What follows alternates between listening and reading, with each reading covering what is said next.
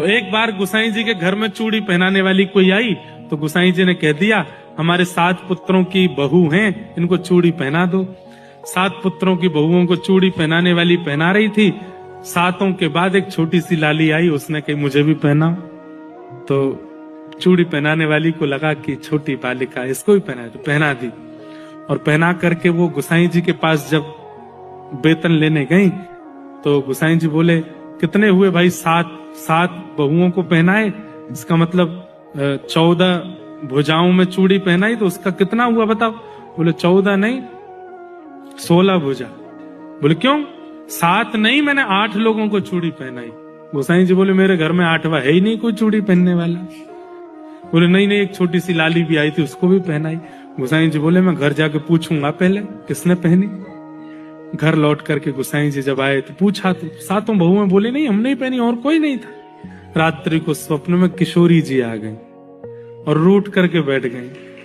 और रूठ करके बैठ करके, हे गोसाई जी आप संबंध बनानो जानो निभानो नाय जानो।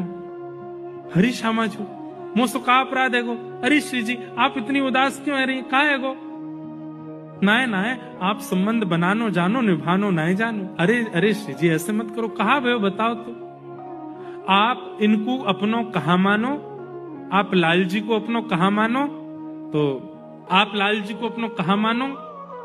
गोसाई जी बोले लाल जी को मैं अपनो लाला मानू। अब जब वे आपके लाला हैं तो लाला की बहू आपकी कौन भाई? तो बहू भाई, जैसे आपके 7 पुत्र हैं वो भी आपके पुत्र हैं, तो मैं आपकी बहू नहीं? और मेरे घर की जब सब बहुएं चूड़ी पहननी, सबसे छोटी बहू चूड़ी पहनवे गई, तो आपने चूड़ी पहनावे वाली को मेरे हाथ के चूड़ी पहनावे को पैसा ही नहीं दियो। आप संबंध बनानो जानो निभानो नहीं जानो। गोसाई जी के नेत्र सजल हो गए, किशोरी जी को हृदय से लगाने, हे श्यामा जी मैं कान पकड़ू क्षमा मांगू, आप ऐसे मत करो, मैं अभी जाऊं।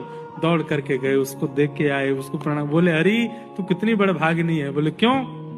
अरे वो छोटी लाली कोई और नहीं, वृषभानु नंदिनी किशोरी जी आई, तेरे हाथ से चूड़ी पहन के गए।